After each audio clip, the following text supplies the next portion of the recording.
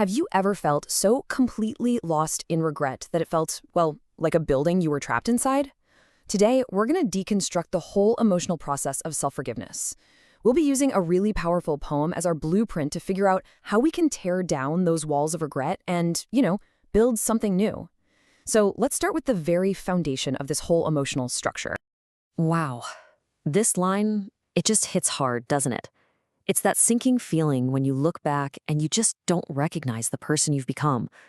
It's really the bedrock of regret, that moment you realize you're a million miles from where you thought you'd be. And it's from this one feeling that the entire structure of our pain gets built. Okay, so let's really take a look at that foundation. Before you can even think about rebuilding, you have to understand the materials and the layout of the place you're stuck in. And believe me, this is the heavy, crushing weight of regret. This really maps out the internal world of regret. See, it's not just one feeling. It's a whole isolating environment. You've got that walking in solitude, feeling totally alone, even if you're in a crowded room. Then there's the constant internal conflict, that battling with my being. Our goals, our ambitions, they become clouded dreams.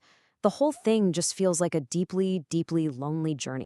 And this is the feeling of being completely, utterly stuck. When you're trapped inside this building of regret, the future you actually want, that destination, it feels impossibly far away. It's that hopeless feeling of looking out at a distant shore with no boat in sight. A feeling that just makes the walls around you feel even higher. But you know what? Even the strongest, thickest walls can start to crack. And that first crack, it's the longing for something different. This is the point where the desire to escape the pain starts to bubble up, creating the very first possibility of a new design. This phrase right here is the turning point. It's the sound of that first tiny crack appearing in the wall. If only I could bring the past closer, or if only I could just shake this reality. It's a wish, right? A daydream of escaping. It's not action, not yet, but it's the absolute first step. Just imagining that another reality is even possible. And this leads to a really crucial question that the poem asks us to think about. If the past is an unchangeable end, do we just lie down and accept it? Or is it time to find a substitute, a new way of thinking, a whole new path forward? This is that exact moment where passive wishing starts to get a little closer to active wanting. All right, now we're at the most critical stage, the turning point. This is the moment we stop just wishing things were different and start actively deciding to make them different. We stop staring at the old, crumbling walls, and we actually start to draw a new blueprint. Let's look really closely at this shift, because it's huge. Over on the left, you've got wishful thinking, this passive desire to shake this reality or to somehow magically move time closer. But then look to the right. This is the active decision. It's not about changing the past anymore. It's about changing your relationship to the past.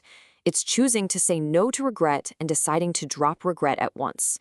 The key is shifting from wanting the world outside to change to deciding to change your world inside. And what's the result of that powerful decision? It's this, a real commitment to transform to new formation. This isn't about patching up the old building, slapping some paint on it. No, this is about demolishing it completely and starting a brand new construction project on the very same land. So what does this new formation actually look like?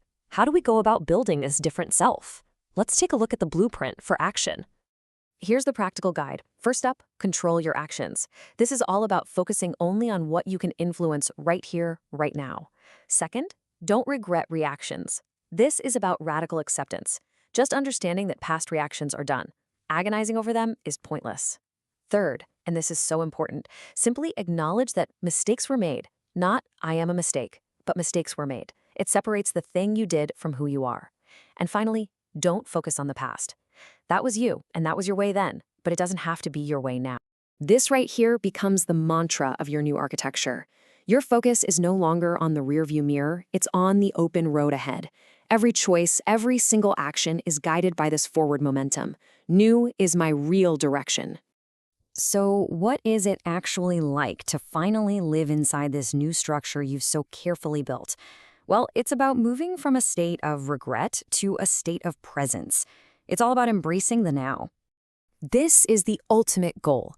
Presence isn't just about, being somewhere physically. It is a conscious decision to release your tight grip on what was and let go of your anxiety about what might be. It's about fully showing up for your life as it is, in this exact moment. The entire journey really comes down to this one final liberating instruction. Just let go. You let go of the past you cannot change, and you release your grip on a future that is totally uncertain and not yours to control. All you truly have, all you can build in, is the present moment. That is what it means to live in your new formation. So we'll leave you with this question. The old structure of regret, yeah, it's built from past memories and anxieties. But the land it sits on, that's yours. You have the power to draw a new blueprint and start building. The only question is, what will you build?